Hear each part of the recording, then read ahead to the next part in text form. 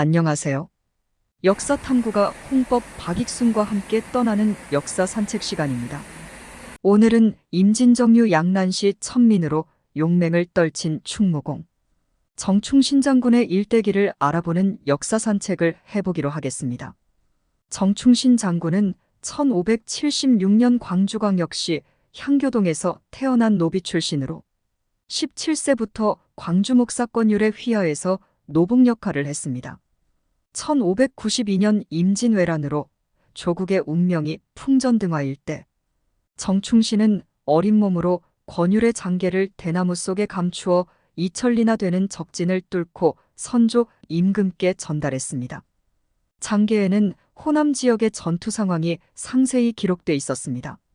당시 조선군이 호남 지역에서 선전했기 때문에 왜군이 서해안으로 북상할 수 없었던 것입니다. 장계를 받아들고야 조정에서는 전세를 올바르게 판단할 수 있었으며 선조도 명나라로 망명할 생각을 멈추게 되었습니다. 장계를 무사히 전달한 정충신은 선조의 어명으로 천민에서 평민으로 신분이 전환되었습니다. 그 후 권율은 사위인 백사 이항복에게 글공부를 시키도록 권유했고 정충신은 이항복의 문하생이 되었습니다.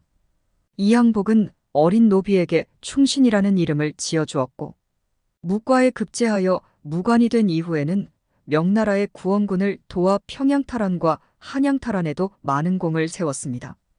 외란이 끝나고 1602년에는 명나라에 사신으로 다녀왔으며 광해군이 즉위한 1608년에는 조산보 만호에 임명되어 여진족의 위협을 방어하기 위해 노력했습니다. 1617년에는 일본의 통신사로 다녀오며 외교적으로도 활동 영역을 넓혀 나갔지만 권력의 중심에 서 있던 북인들은 임목 대비 패모론을 내세우면서 그의 스승 이항복과 대립했습니다. 임목 대비 패모를 반대하던 이항복은 결국 북인들의 세력에 밀려 북청으로 귀양을 가게 되었으며 이때부터 정충신도 관직을 버리고 스승의 귀양지까지 따라가서 지성으로 섬겼습니다. 마침내 이항복은 귀양지에서 중풍으로 사망했으며 정충신은 그의 시신을 모시고 포천으로 돌아와 장례를 치르고 끝까지 스승에 대한 보은을 다했다고 합니다. 1619년 도원 숙강홍립이 명나라의 지원 요청을 받고 출병하였으나 후금과의 전투에서 대패하는 일이 벌어졌습니다. 여진족의 정황에 밝았던 정충신은 이때 다시 등용되었고 1621년에는 국경을 수비하는 만도첨사가 되었습니다. 정충신은 쓰러져가는 명나라와 신흥 세력인 후금 사이에서 국방을 견고히 하되 어느 쪽으로도 지우치지 않게 중립을 지키는 것이 조선의 살 길이라 생각하며 중립을 주장했습니다. 1622년에는 평안도 병마우후에 임명되고 다음 해에 안주목사 겸 방어사가 되었습니다. 그러나 1623년 인조 반정이 일어나자 반정공신인 서인들은 광해군의 총애를 받던 북인 세력을 일망타진했습니다. 정충신의 입지도 상당히 좁아졌습니다. 1624년 1월 인조 반정의 1등 공신인 이괄이 논공행상에 뒤지자 난을 일으켰습니다. 광해군의 총애를 받던 정충신은 반정공신인 이괄과도 친구 사이였습니다. 이런 이유로 정충신은 입지가 참으로 위태로워졌습니다. 조정에서는 정충신도 반란자로 의심하는 정황이었고 임지에서는 반란군의 반대 세력으로 인식되고 있었습니다. 그러므로 임지에 그대로 있다가는 반란군의 죽임을 당하거나 포섭될 것이 분명했습니다.